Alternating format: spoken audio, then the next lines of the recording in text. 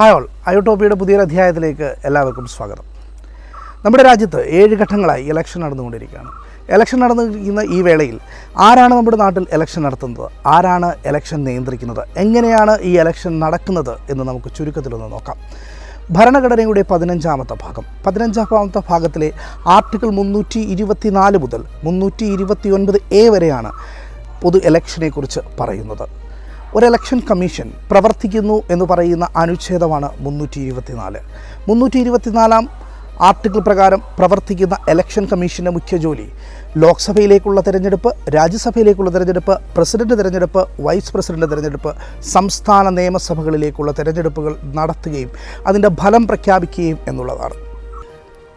അതായത് ഭരണഘടനയിൽ പറയുന്ന ഒരു അനുച്ഛേദ പ്രകാരം പ്രവർത്തിക്കുന്ന ഒരു ഓൾ ഇന്ത്യ ഓട്ടോണോമിയസ് ബോഡിയാണ് ഇലക്ഷൻ കമ്മീഷൻ.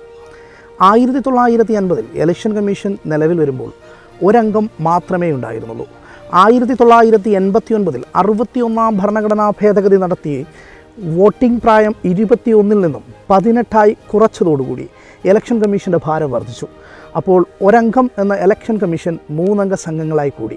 90കളിൽ പിന്നെയും അത് 1 കുറഞ്ഞുവെങ്കിൽ നിലവിൽ അത് ഇപ്പോഴും ഒരു 3 പേരടങ്ങുന്ന ഒരു മൾട്ടി മെമ്പർ ബോഡിയായി പ്രവർത്തിക്കുന്നു. ഇപ്പോൾ 3 പേരടങ്ങുന്നത് എന്ന് പറയുമ്പോൾ ഒരു ചീഫ് ഇലക്ഷൻ കമ്മീഷണറും 2 ഇലക്ഷൻ കമ്മീഷണർമാരും അടങ്ങുന്നതാണ് ഇലക്ഷൻ കമ്മീഷൻ. ചീഫ് ഇലക്ഷൻ കമ്മീഷണറിനെയും കമ്മീഷണർമാരെയും നിയമിക്കുന്നത് പ്രസിഡൻ്റാണ്. ഒരു സെലക്ഷൻ കമ്മിറ്റിയുടെ ശുപാർശ പ്രകാരമാണ് പ്രസിഡന്റ് 6 വർഷത്തേക്ക് ഇവരെ നിയമിക്കുന്നത്. ഇവരെ നിയമിച്ചു കഴിഞ്ഞാൽ ഉടൻ തന്നെ ഇവർക്ക് ലഭിക്കുന്ന പദവി സുപ്രീം കോടതി ജഡ്ജിക്ക് കിട്ടുന്ന പദവിയാണ്. പിന്നീട് ഒരു ചീഫ് ഇലക്ഷൻ കമ്മീഷണറെ കാലാവധിക്ക് മുമ്പ് നീക്കം ചെയ്യണമെങ്കിൽ അത് ഇംപീച്ച്മെൻറ്റിലൂടെ മാത്രമേ നീക്കം ചെയ്യാൻ പറ്റൂ എന്നുള്ളത് ഇവരുടെ പദവിയുടെ സവിശേഷതയാണ്. നിലവിലെ ചീഫ് ഇലക്ഷൻ കമ്മീഷണർ രാജീവ് കുമാറാണ്. ഇലക്ഷൻ കമ്മീഷണേഴ്സ് ഗ്യാനേഷ് കുമാറും SS സന്ധുവാണ്. ഇന്ത്യയിലെ ഏറ്റവും ആദ്യത്തെ ചീഫ് ഇലക്ഷൻ കമ്മീഷണർ സുകുമാർ സെന്നാണ്. ഇന്ത്യയിൽ ആദ്യമായി ഒരു വനിത ഈ പദവി അലങ്കരിച്ചിട്ടുണ്ട്, അത് രമാദേവിയാണ്.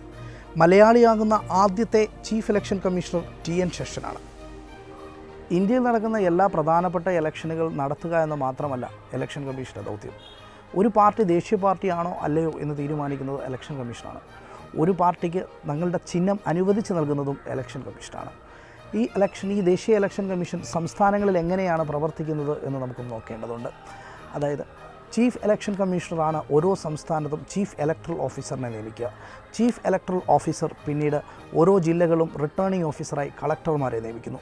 കളക്ടർമാർ ഓരോ മണ്ഡലങ്ങളിലും റിട്ടേണിംഗ് ഓഫീസറിനെയും ഓരോ ഇലക്ഷൻ ബൂത്തിലേക്ക് പ്രിസൈഡിംഗ് ഓഫീസറിനെയും നിയമിക്കുന്നു. ഇങ്ങനെയാണ് ഓരോ ഇലക്ഷനുകളും ചീഫ് ഇലക്ഷൻ കമ്മീഷൻ നിയന്ത്രിച്ചുകൊണ്ടിരിക്കുന്നത്. ഓർക്കുക, Lok Sabha election, Rajya Sabha election, president election, vice president election, സംസ്ഥാന നിയമസഭകളിലേക്കുള്ള ഇലക്ഷൻ, ഈ ഇലക്ഷനുകൾ എല്ലാം നടത്തുന്നത് ഇലക്ഷൻ കമ്മീഷനാണ്. എന്നാൽ സംസ്ഥാനത്ത് നടക്കുന്ന തദ്ദേശ സ്വയംഭരണ സ്ഥാപനങ്ങളിലേക്ക് നടക്കുന്ന ഇലക്ഷൻ നടത്തുന്നത് സംസ്ഥാന ഇലക്ഷൻ കമ്മീഷനാണ്.